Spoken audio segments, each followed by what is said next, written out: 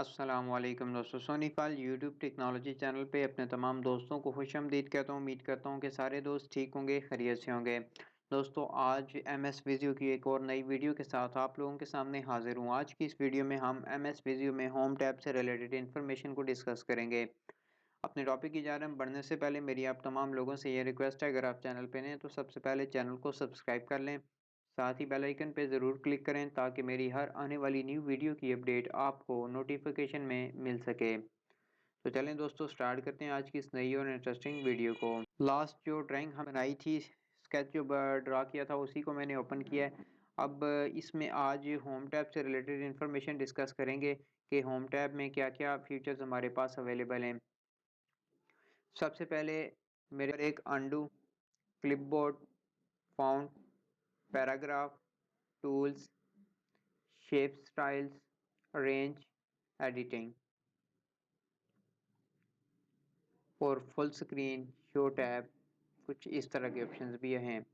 दोस्तों, मेरे पास MS Visio 365 है।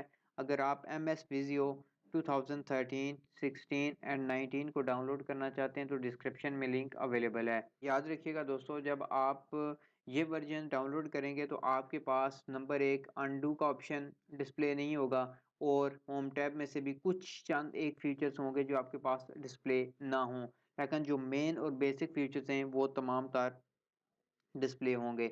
अब सबसे पहले अगर क्लिपबोर्ड की बात करें तो ये format, painter, paste, cut, copy वाले टूल हैं जो कि सिंपल हैं।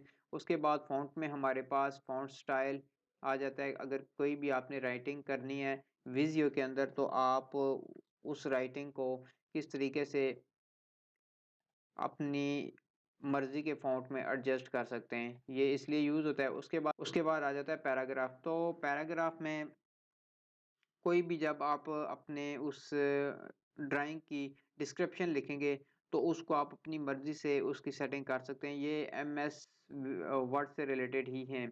उसके बाद टूल्स, ये जो मेन एमएस विज़ियो का टूल है, यहाँ से हमारे पास देखें पॉइंटर टूल, कनेक्टर, टेक्स्ट, और इस एरो पे मैं क्लिक करूँ तो यहाँ पे मुझे डिफरेंट शेप्स मिल रही हैं और क्रॉस, और हमारे पास एक ये टूल भी है जो सिंपली बॉक्स ड्रा करने के लिए होता है, राइटिंग बॉक्स।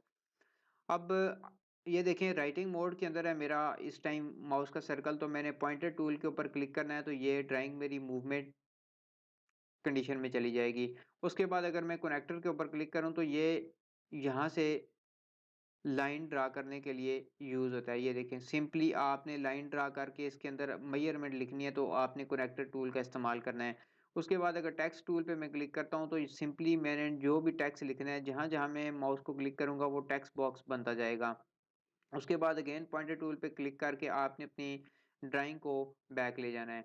उसके बाद अगर यहाँ पे मैं देखूँ तो rectangle box, circle, line, free form, ये डिफरेंट कैटेगरीज हैं आपकी कोई भी लाइन, सर्कल या शेप ड्रा करने के लिए।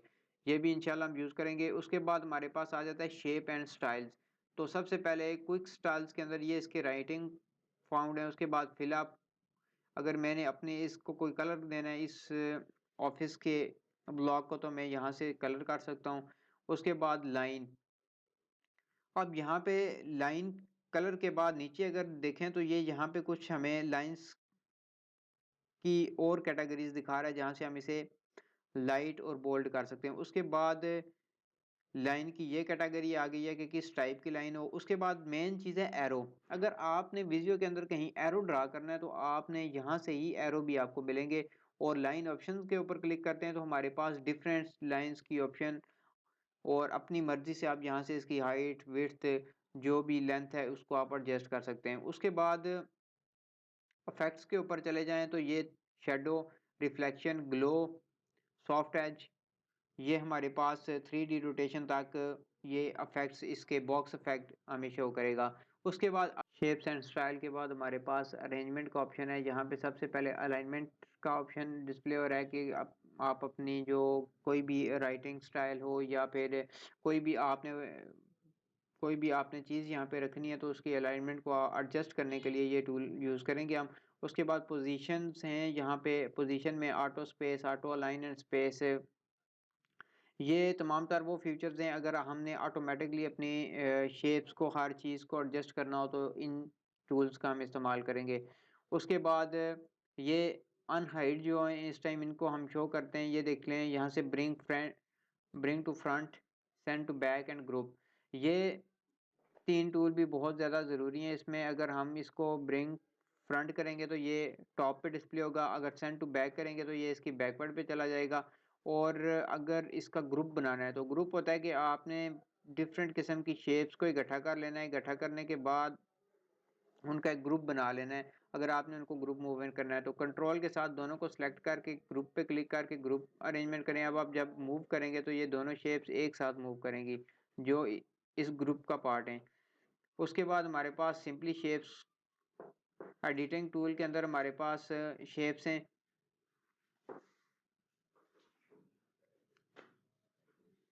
ये डिफरेंट शेप्स हमारे पास आ गई हैं जो कि हम अपनी इस ड्राइंग में यूज़ कर सकते हैं।